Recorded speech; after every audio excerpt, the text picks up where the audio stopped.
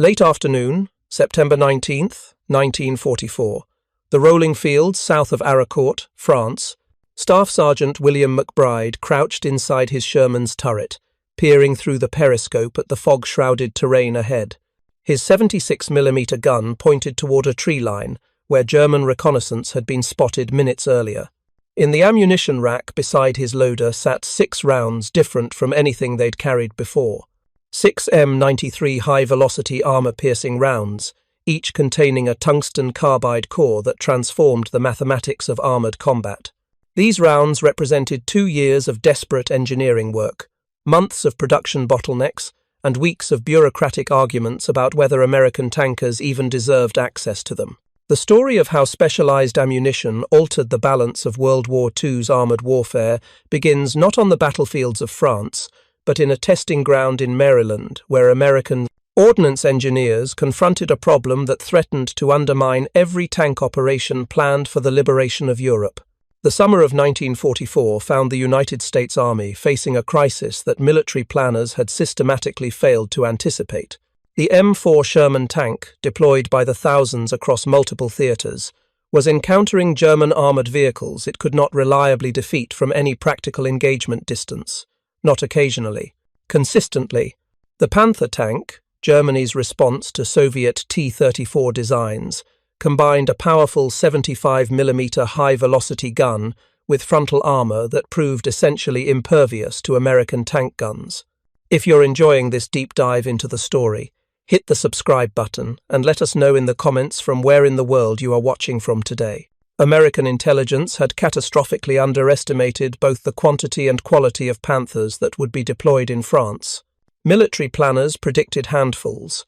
By June 1944, when Allied forces landed in Normandy, 38% of German tanks in the theatre were Panthers. Not a specialty vehicle reserved for elite units, but hundreds of these advanced medium tanks forming the backbone of German armoured divisions. The 75mm M3 gun that armed most Shermans in Normandy could not penetrate a Panther's frontal armour at any range. The mathematics were brutally simple.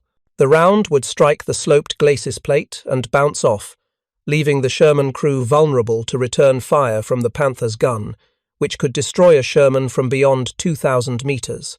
Even the improved 76mm M1 gun, which began reaching frontline units in July 1944, struggled against Panther armor using standard ammunition. The M62 armor-piercing capped rounds could penetrate 109mm of armor at 1,000 meters when striking perpendicular to the surface. This proved sufficient against the Panzer IV and most German assault guns. Against the Panther's sloped frontal armor, with an effective thickness approaching 140mm, these rounds accomplished nothing. The 76mm could penetrate the Panther's gun mantlet, but only at extremely close range, typically under 100 meters. At such distances, the Panther's advantages in firepower made engagement suicidal for Sherman crews who understood the odds they faced. The problem was not the gun itself, which represented sound ballistic engineering. The problem was the ammunition it fired, and the industrial capacity required to produce something better. The deployment of the 76mm gun itself had been a lengthy saga of bureaucratic hesitation and belated recognition of battlefield realities. The first M4 Shermans mounting the 76mm M1 gun rolled off production lines in January 1944. These M4A176 Shermans arrived in Britain on April 10, 1944, with 130 tanks delivered specifically to prepare for the Normandy invasion scheduled for June. Yet despite their physical availability in British depots, American commanders refused to deploy these improved tanks on D-Day.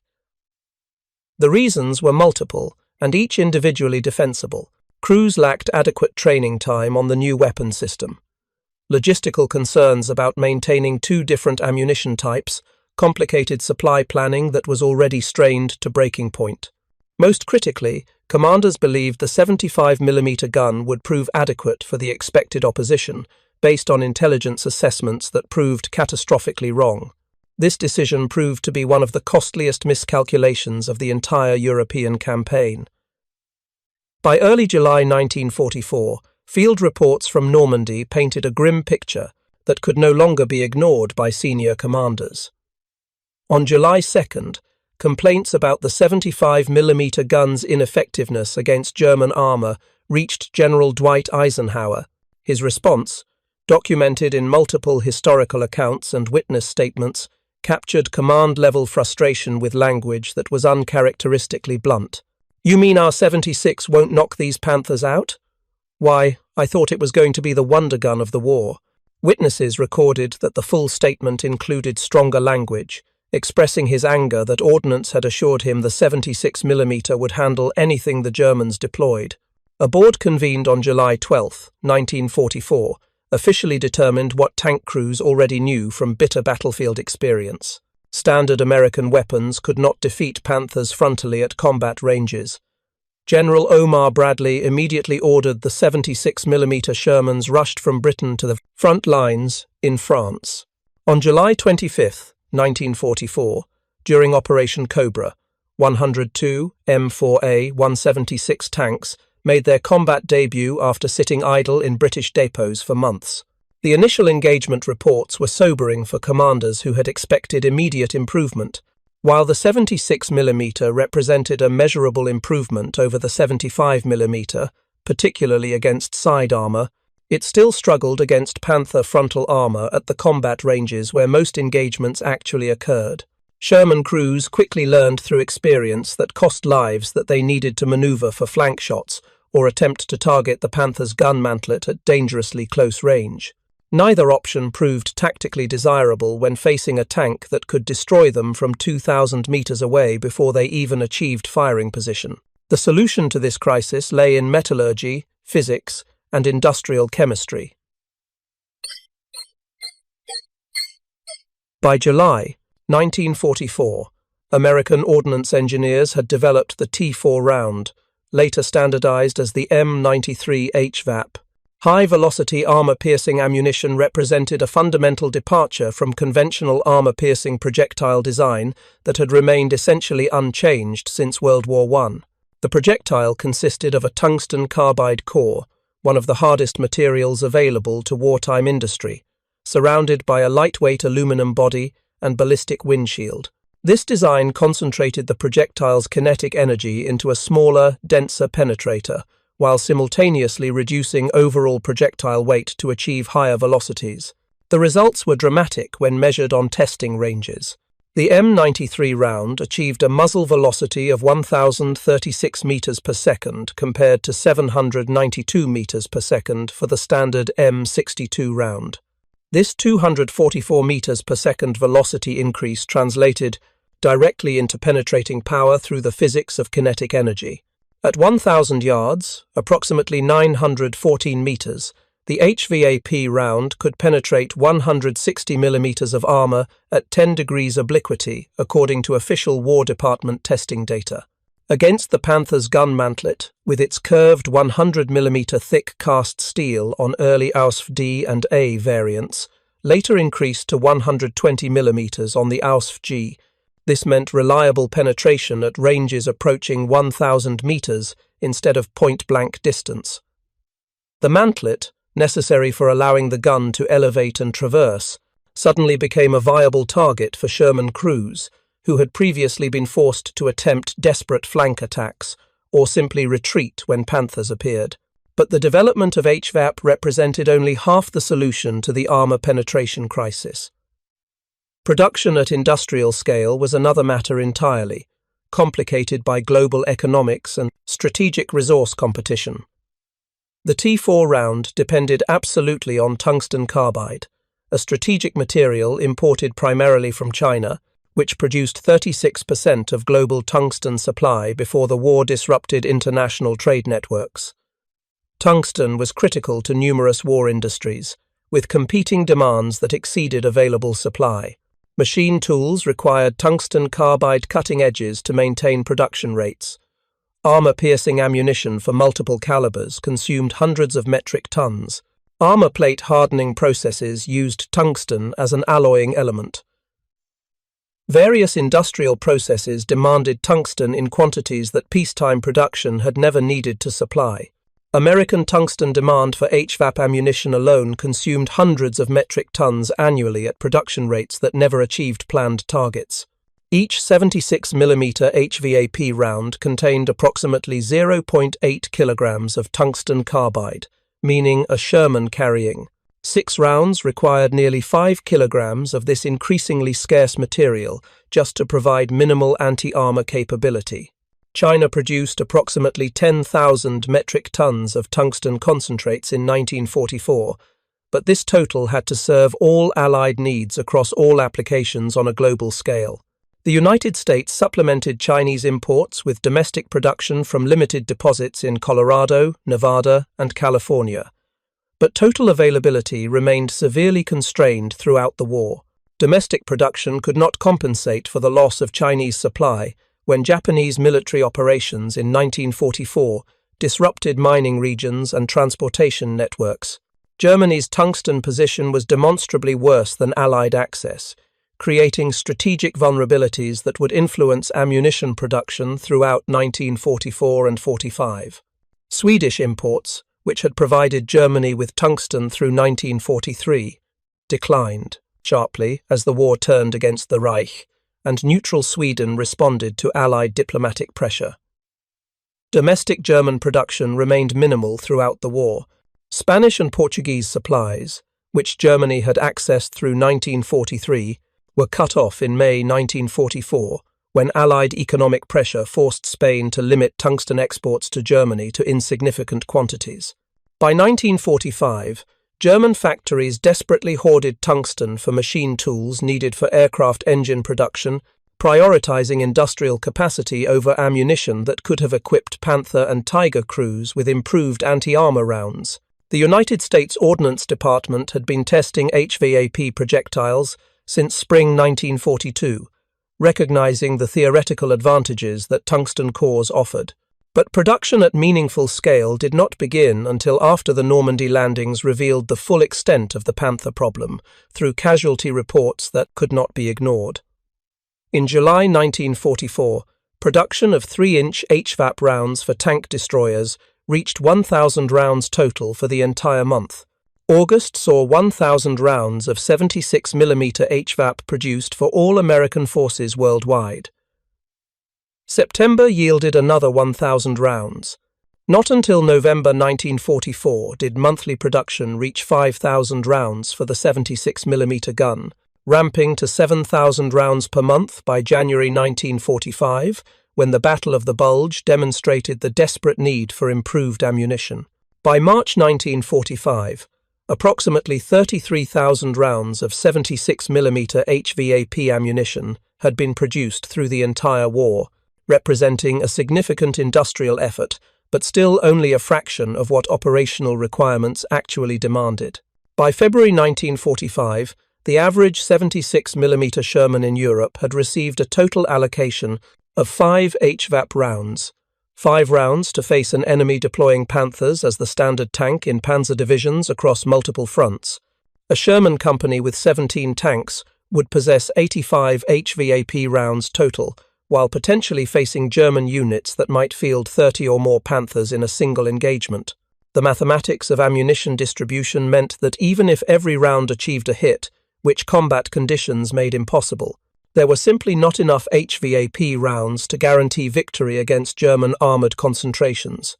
The first HVAP rounds reached the European theatre in August 1944, airshipped at tremendous expense to get them into tankers' hands as quickly as possible.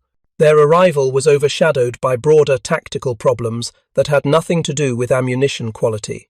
The Normandy hedgerows had forced American armour into close-quarters combat where superior German guns could ambush Sherman columns from concealed positions. Tank crews faced an enemy who had learned to position Panthers in hull-down defensive positions, exposing only the heavily armoured turret while keeping the more vulnerable hull hidden behind terrain features. German doctrine emphasized first-shot capability, with Panthers waiting in carefully prepared positions, allowing Sherman columns to approach before opening fire from ranges where American return fire was completely ineffective. The psychological impact on American tank crews was severe and measurably affected tactical performance. Crews nicknamed the Sherman the Ronson lighter, claiming it lit on fire every time.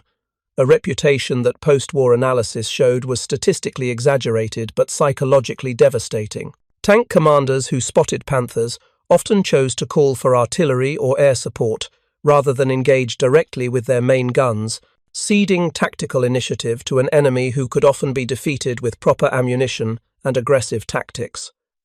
The arrival of HVAP rounds began changing this tactical calculus, but slowly, hampered by the critical scarcity of the ammunition and the near-complete lack of training on its capabilities and very real limitations. The first widespread combat test of HVAP ammunition came not in Normandy's claustrophobic hedgerows, but in the open country of Lorraine, where American armored divisions had broken out into terrain that superficially favored the kind of maneuver warfare American doctrine preferred. September 1944 found Lieutenant General George Patton's Third Army deep in France, racing toward the German border, with logistics stretched far beyond sustainable limits by the speed of the advance. The 4th Armored Division, one of the most effective American armored formations in the European theater, had advanced aggressively, seizing a bridgehead over the Moselle River near Arracourt. German High Command recognized the strategic threat this penetration represented. If Patton's armor reached the Pret, Rhine and crossed into Germany proper, the industrial heartland of the Reich would be directly exposed to Allied ground forces. General Hasso von Manteuffel's 5th Panzer Army received orders to counterattack immediately, destroy the American bridgehead, and push back Patton's advance before it could threaten German territory. The German force assembled for this counterattack included 2 newly formed panzer brigades, the 111th and 113th, equipped primarily with Panther tanks fresh from German factories and crewed by soldiers with minimal training. On paper, the German advantage appeared overwhelming to planners who focused on technical specifications. The 2 brigades together fielded approximately 150 tanks against Combat Command A of the 4th Armored Division, which possessed roughly 50 Sherman tanks in forward positions. The 113th Panzer Brigade alone entered battle with approximately 90 tanks and assault guns in both battalions combined, including 42 Panthers and 40 Panzer IVs. German planners anticipated a rapid victory based on technical superiority. The Panthers' specifications should compensate for any American advantages in logistics or air support, or so the planning documents assumed. They were fundamentally mistaken about what determined victory in armoured combat. The Battle of Arracourt, fought over 11 days from September 18th to 29th, would become the largest tank engagement fought by American forces until the Battle of the Bulge 3 months later. More importantly for the development of American armoured doctrine, it would demonstrate conclusively that American tank crews, properly trained, adequately equipped, and employing combined arms tactics, could defeat technically superior German armor through methods that German doctrine had never adequately addressed. The morning of September 19th began with thick fog blanketing the rolling terrain around Arracourt, reducing visibility to less than 100 meters in many locations. German reconnaissance was severely limited by weather conditions. The panzer brigades, lacking proper scouting units due to rushed formation and incomplete tables of organization, advanced essentially blind into terrain held by American forces who knew the ground intimately and had established carefully planned defensive positions overnight. At approximately 8 o'clock in the morning, elements of the 113th Panzer Brigade penetrated American outposts east and south of Arracourt. The German tanks, factory-new Panthers with crews that averaged less than 6 weeks of training, moved forward in column formation rather than proper assault deployment. This represented a fundamental tactical error that veteran American tankers immediately recognized and exploited. Captain Kenneth Lameson's C Company, 37th Tank Battalion, held positions along key approaches to Arracourt. His Sherman crews had been briefed the previous evening on the HVAP rounds in their ammunition racks. 6 rounds per tank. Use them wisely, the briefing had emphasized with unusual seriousness. Against Panther turrets or mantlets. At ranges where velocity remained sufficient for reliable penetration, do not waste them on targets that standard ammunition could handle. The fog that hindered German reconnaissance now worked decisively in favor of American defenders who had registered fields of fire and knew exactly where German armor would have to advance. A section of Lamesson's Shermans occupied hull-down positions south of the village when the first Panther materialized from the mist at barely 75 meters distance, moving forward without infantry support or reconnaissance. At this range, the Panther's superior long-range gunnery capabilities meant absolutely nothing. The American gunner fired instantly without waiting for orders. The HVAP round, traveling at over 1,000 meters per second, struck the Panther's gun mantlet with devastating effect. The tungsten carbide core punched through the curved cast steel and detonated the ammunition stored directly beneath the gun breech in the turret. The Panther exploded with catastrophic violence, its turret lifting slightly from the hull from the force of the secondary ammunition detonation. Two more Panthers emerged from the fog in quick succession, advancing in column rather than proper combat deployment. Both were destroyed within seconds by precisely aimed HVAP rounds, their crews having no time to effectively return fire in the limited visibility that favored defenders. The remaining German tanks in that column turned away immediately, their crews shocked by the sudden loss of 3 Panthers to what intelligence briefings had told them were inferior American tanks incapable of frontal penetration. Throughout the morning of September 19th, similar engagements erupted across the Arracourt sector as German armor stumbled into prepared American defensive positions. American tanks, using the fog as natural concealment, engaged Panthers at close ranges where HVAP rounds were most devastatingly effective.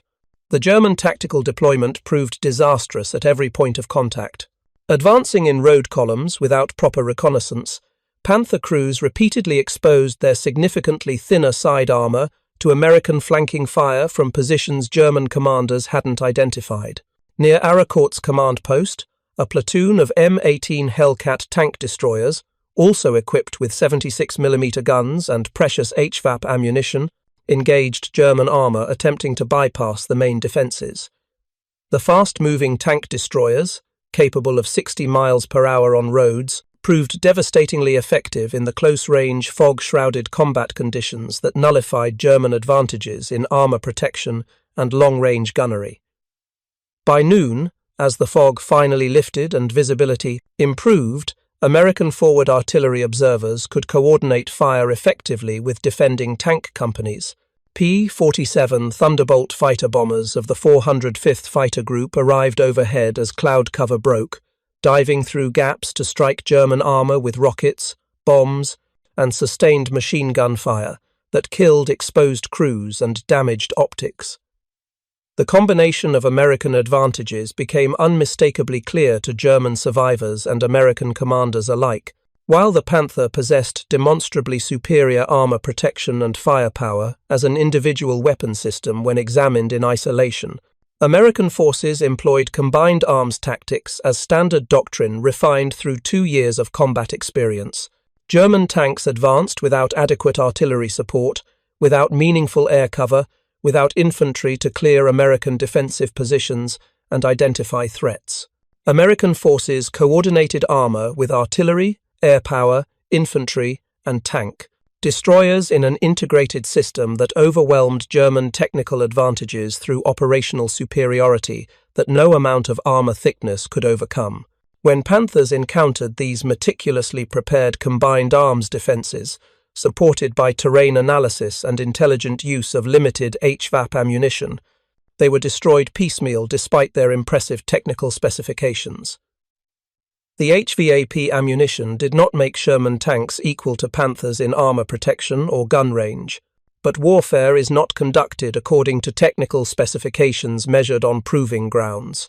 Tanks are destroyed by crews who identify and exploit vulnerabilities under actual combat conditions that never match test range scenarios.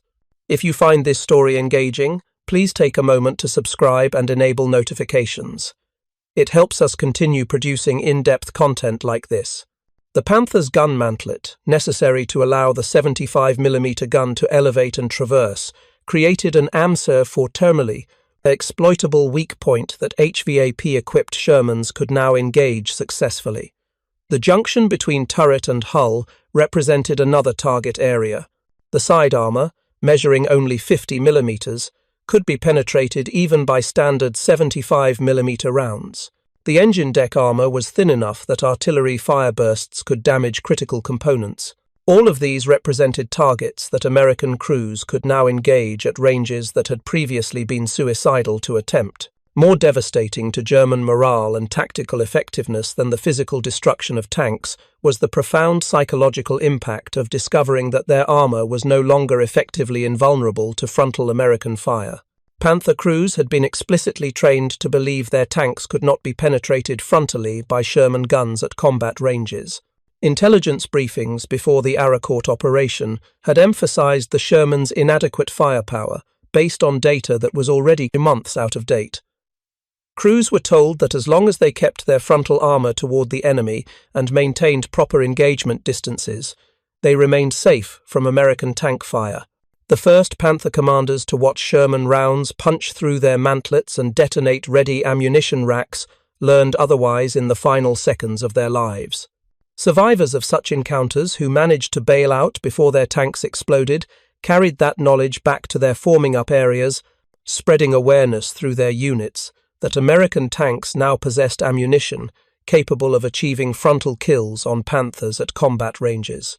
By the afternoon of September 19th, German tank commanders were reporting frantically to headquarters that American Shermans possessed new, dramatically more powerful ammunition than intelligence had predicted.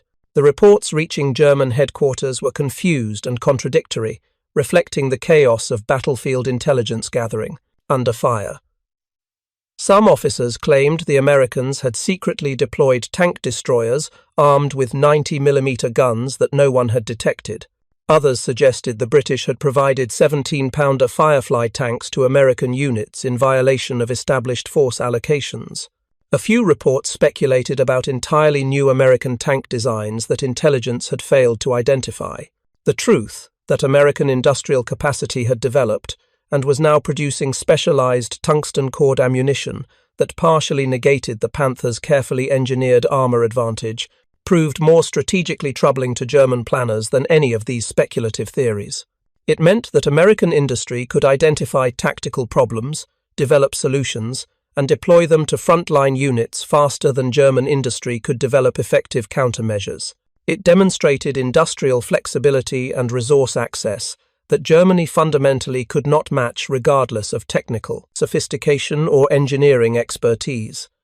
The fighting continued through September 22nd, when the major German offensive efforts finally stalled completely after 4 days of sustained combat. American forces had destroyed or permanently disabled approximately 86 German tanks and assault guns through a combination of direct fire, artillery, airstrikes, and mechanical breakdowns during retreat. American losses stood at 25 Sherman tanks and 7 tank destroyers destroyed or damaged beyond field repair. The kill ratio heavily favored the Americans despite their obvious technical disadvantage in individual tank performance when measured by specifications. The Battle of Arracourt represented not merely a tactical victory in a single engagement, but a genuine psychological watershed for both American and German armored forces. American tank crews learned through direct combat experience that they could defeat Panthers without waiting for specialized tank destroyer support or overwhelming air superiority. They learned that proper tactics, intelligent use of terrain, and judicious employment of HVAP ammunition could overcome technical disadvantages that had seemed insurmountable in July. German crews simultaneously lost the psychological security of believing in absolute frontal invulnerability, a confidence that had sustained aggressive tactics since the Panther's introduction. The German perspective on Arracourt was dominated by confusion and increasingly bitter recrimination among commanders seeking to explain the defeat. The 113th Panzer Brigade, which had entered battle on September 18th with approximately 90 operational tanks and assault guns, could muster fewer than 20 combat-capable vehicles by September 29th. Approximately 70 tanks had been lost in 11 days of fighting, a devastation rate that no armoured formation could sustain. German after-action reports struggled to explain how this a catastrophic defeat had occurred. The technical superiority of the Panther compared to the Sherman was undeniable when examined on paper or measured on proving grounds. Armor thickness, gun penetration, effective range, all favored the German vehicle in direct comparison. How then had inexperienced crews in newly produced tanks been defeated so comprehensively by an enemy using supposedly inferior equipment? The answers lay partly in training disparities and combat experience that specifications couldn't measure. The Panzer Brigade crews had received minimal training before deployment, often arriving at the front with only weeks of instruction on their vehicles.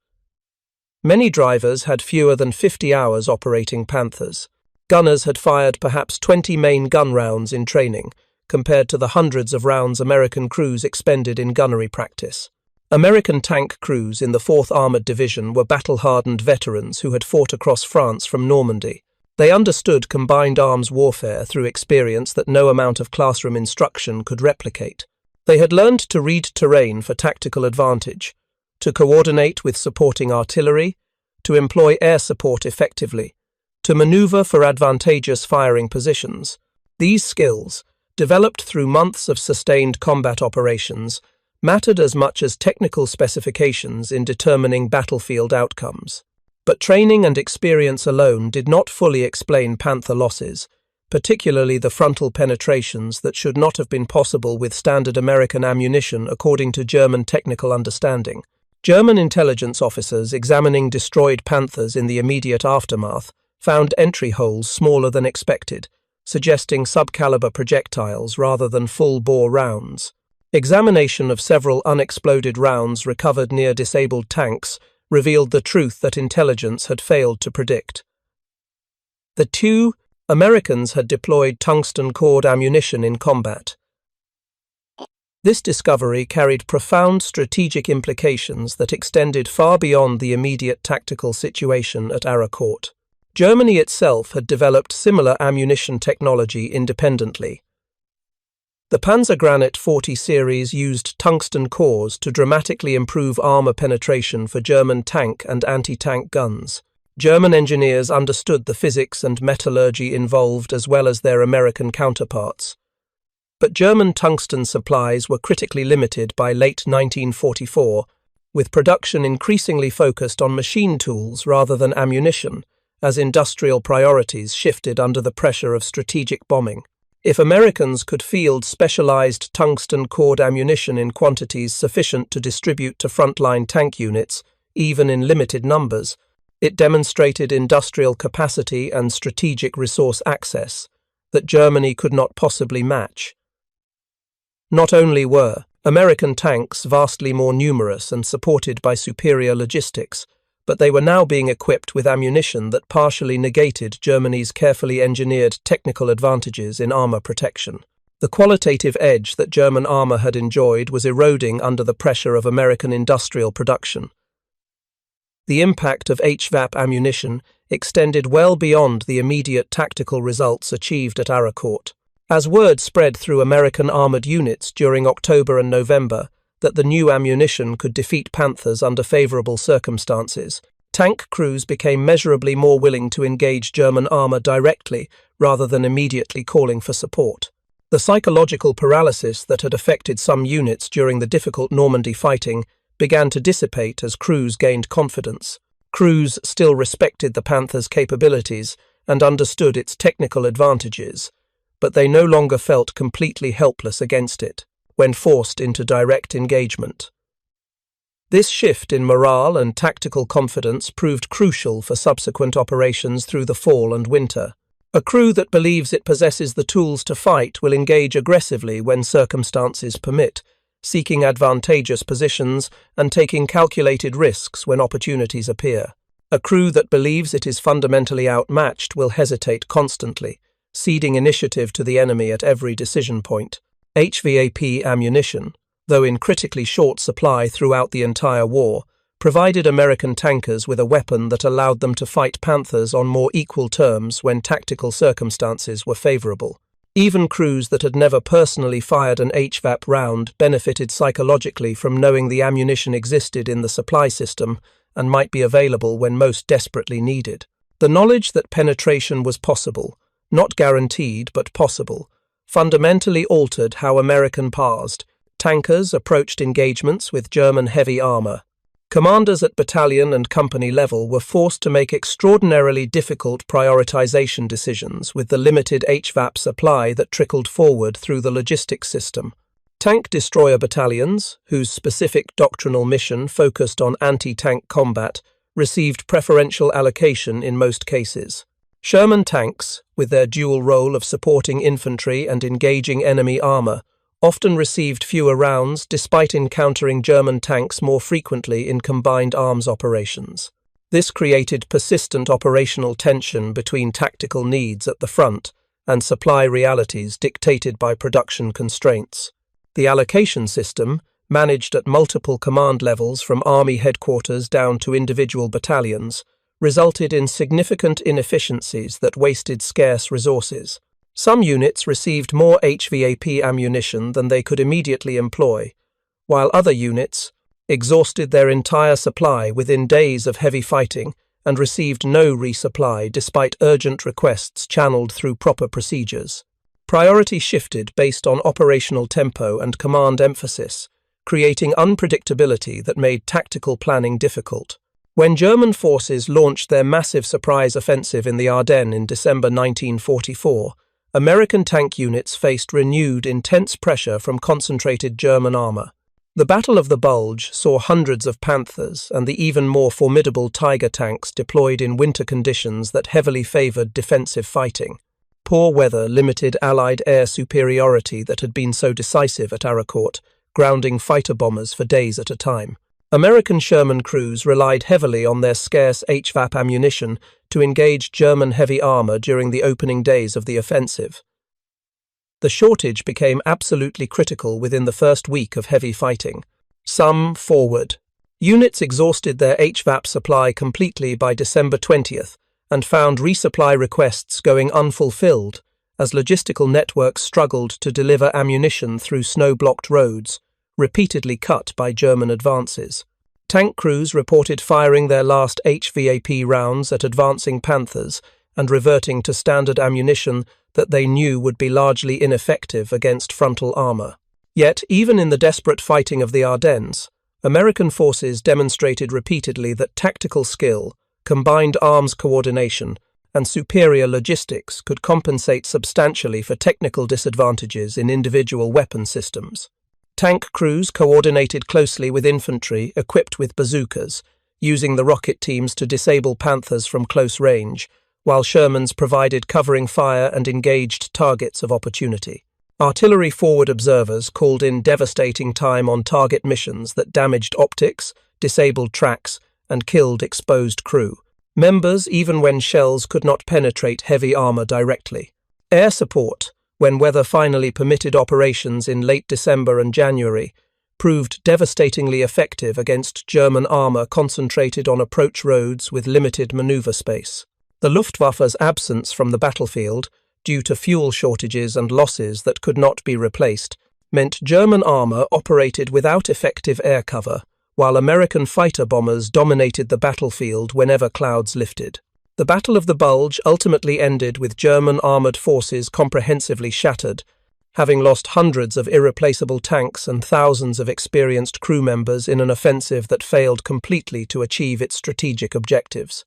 By early 1945, the strategic picture had shifted decisively and irreversibly in Allied favour, regardless of tactical considerations about ammunition types. American and British forces were preparing to cross the Rhine, a river, and invade Germany proper. Soviet armies were advancing rapidly from the east, having shattered German defensive lines in massive winter offensives that consumed entire army groups. Germany's industrial capacity was visibly collapsing under the accumulated effects of strategic bombing, loss of territory containing critical resources and manufacturing facilities, and catastrophic shortages of raw materials, including fuel and tungsten. Panther production, which had reached 3,900 units in 1944, fell precipitously in early 1945 as factories were systematically bombed, transportation networks were disrupted beyond repair, and raw materials became increasingly unavailable. Even when Panthers were somehow produced in remaining facilities, critical fuel shortages often kept them immobile in assembly areas. German tank units in the final months of the war frequently abandoned operationally intact tanks not because of combat damage or mechanical failure, but simply because they had no fuel to operate them and no prospect of obtaining any. The technical limitations of HVAP ammunition, while less widely publicized than its tactical successes, deserve careful examination for complete historical understanding.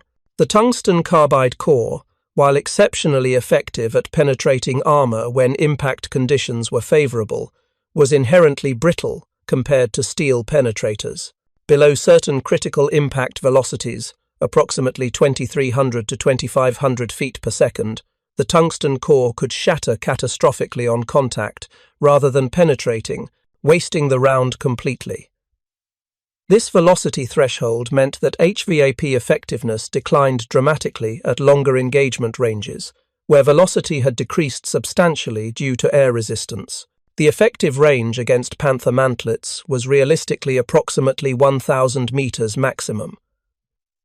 Beyond this distance, the probability of the tungsten core shattering on impact increased substantially, making the expensive ammunition no more effective than standard rounds. American tankers learned these practical limitations through combat experience, sometimes with tragic results when crews fired HVAP at Panthers beyond effective range. Crews that fired precious HVAP rounds at Panthers beyond approximately 1,200 yards wasted irreplaceable ammunition and often provoked devastating return fire from German guns that remained fully effective at those extended ranges, where Shermans were vulnerable. Training on proper HVAP employment was often minimal or non-existent, as the ammunition arrived at frontline units considerably faster than training materials and doctrine could be developed and distributed. Many crews learned effective employment techniques through dangerous trial and error under actual combat conditions rather than on training ranges. Staff Sergeant Francis Baker's documented experience on November 20th, 1944, illustrated both the genuine potential and the very real limitations of HVAP ammunition in actual combat against sloped armor. His Sherman, equipped with a 76mm gun and carrying several HVAP rounds, engaged a Panther at approximately 800 yards during a meeting engagement in open terrain. Baker's gunner fired at least 7 rounds over several minutes, with multiple hits clearly observed on the Panther's side armor. To Baker's extreme frustration, documented in his after-action statement, the HVAP rounds bounced off without achieving penetration, despite striking the target repeatedly. The engagement convincingly demonstrated that even HVAP ammunition had significant limitations against sloped armor when striking at oblique angles rather than perpendicular impacts. The Panther eventually withdrew from the engagement after several minutes rather than continuing the fight, so the tactical action was not a complete failure for the American crew. But it served as a stark reminder that HVAP was not a magical solution to the armor penetration problem.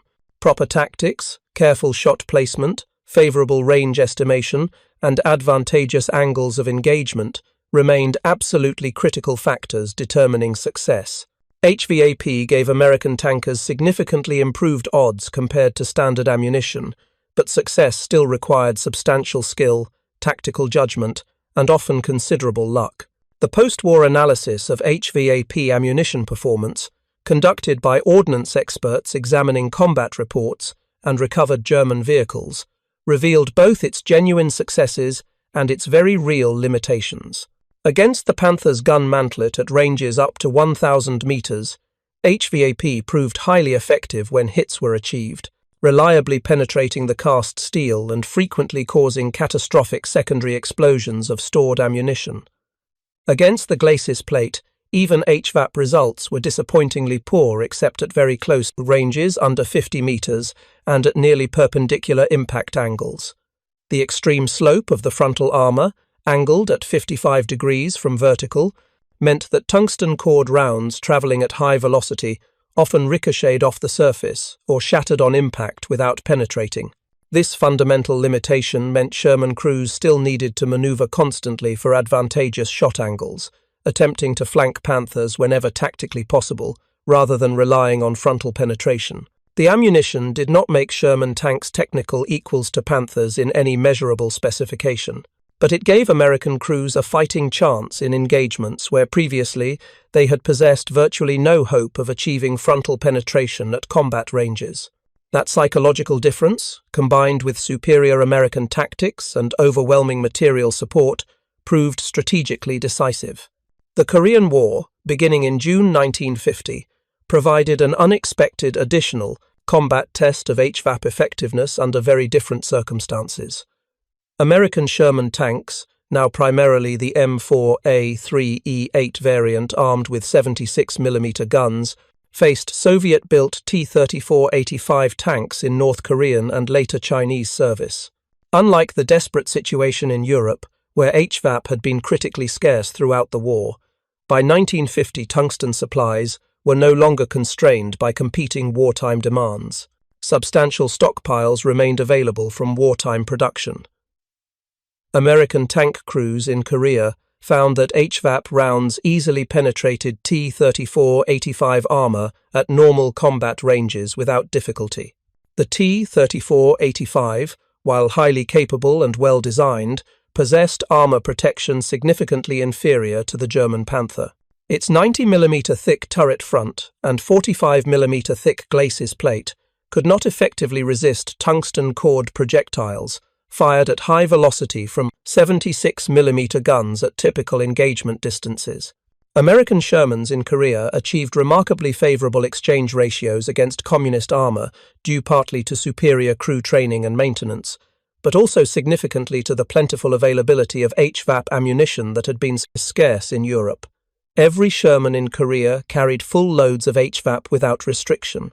The complete vindication of the 76mm Sherman, equipped with unlimited HVAP ammunition in Korea, was bittersweet for veterans of European combat, who remembered the desperate ammunition shortages. The ammunition that could have been more widely employed in Europe if production had started earlier proved devastatingly effective in Asia, when supply constraints no longer limited employment. The German perspective on American HVAP ammunition, gathered from extensive post-war interrogations and careful examination of captured intelligence documents, revealed grudging professional respect mixed with deep frustration. German ordnance officers recognized that American industry had solved the tungsten-cored ammunition problem more successfully than German manufacturers, despite Germany having pioneered much of the underlying technology years earlier. While Germany had developed tungsten-cored ammunition with the Panzer Granate 40 series for multiple gun calibers, severe production limitations meant these rounds were never available in sufficient quantities to significantly affect tactical outcomes. American production of HVAP, though also constrained by tungsten scarcity, still exceeded German capability substantially by late 1944, when it mattered most strategically.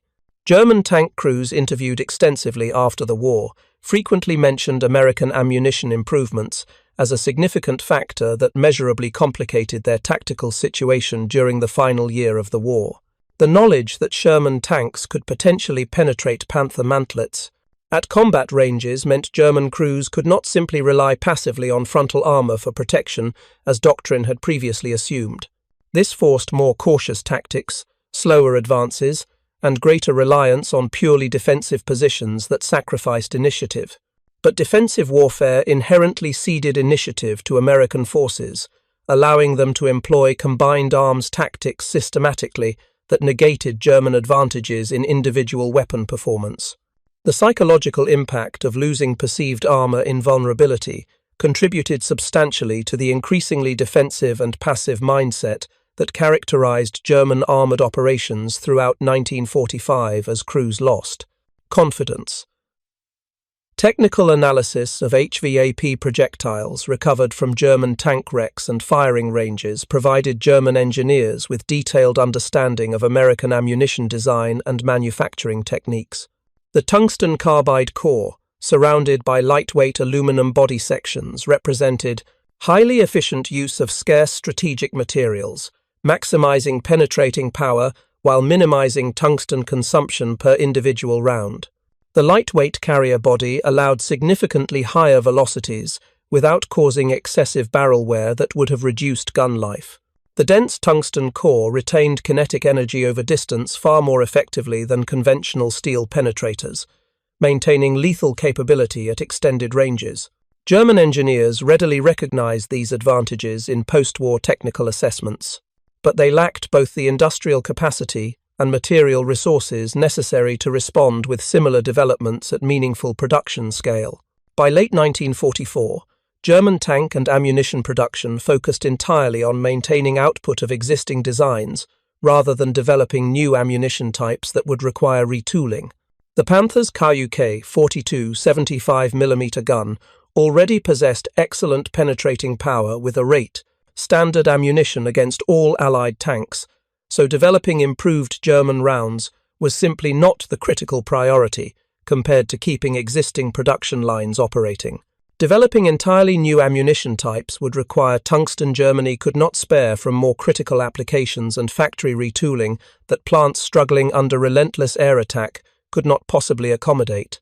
German tanks fought through the final year of the war with ammunition designs dating fundamentally to 1942 and 43, while American ammunition continued improving steadily through sustained industrial development. The Battle of Arracourt's historical significance extended far beyond its immediate tactical results in September 1944. The engagement proved conclusively to military observers on both sides that American armored doctrine, emphasizing mobility, combined arms coordination, superior logistics, and overwhelming material support, could consistently defeat German tactical methods that relied heavily on superior individual tank performance. German commanders had designed their 1944 Panzer brigades, primarily around the Panther's impressive technical capabilities, assuming armor thickness and firepower would compensate adequately for inexperienced crews and limited combined arms support. This assumption proved catastrophically false in combat. The lesson became unmistakably clear to military professionals analyzing the battle.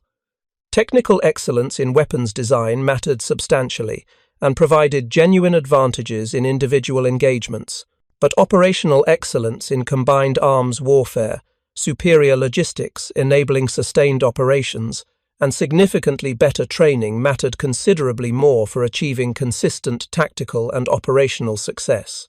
The impact of HVAP on individual tank crews deserves consideration beyond purely technical analysis of penetration values and engagement ranges. 4. American tankers who had faced Panthers with only standard ammunition during the difficult Normandy fighting, the arrival of even limited quantities of HVAP represented tangible hope and measurably improved morale. The ammunition did not eliminate the Panther threat or make frontal engagements preferable to flanking maneuvers, but it provided a tool that offered reasonable chances of achieving penetration under favorable tactical circumstances, transforming impossible situations into merely dangerous ones. This psychological boost contributed measurably to improved performance and more aggressive tactics as confidence grew. For German tankers, conversely, the knowledge that American tanks now posed a credible frontal threat under certain circumstances fundamentally altered tactical calculations and eroded the confidence that thick armor had previously provided. Otto Carius, a highly decorated German tank ace who commanded Tiger tanks and survived the war to write extensively about his experiences, addressed in his post-war memoirs the profound psychological impact of facing enemies who could penetrate armor that crews had relied upon for protection. The sense of invulnerability that thick armor provided was crucial to crew morale and enabled the aggressive tactics that German doctrine demanded. When that sense of safety eroded through combat experience, crew performance suffered measurably. Hesitation increased. Aggression decreased. Casualties rose. Panther crews facing HVAP-equipped Shermans during the final months of the war experienced this erosion of confidence acutely. The mantlet became widely known as a dangerous vulnerability that competent American crews could and would exploit given any opportunity. This knowledge made Panther crews demonstrably more cautious, slower to engage when tactical situations were ambiguous, and generally less willing to take the calculated risks that offensive armored operations required.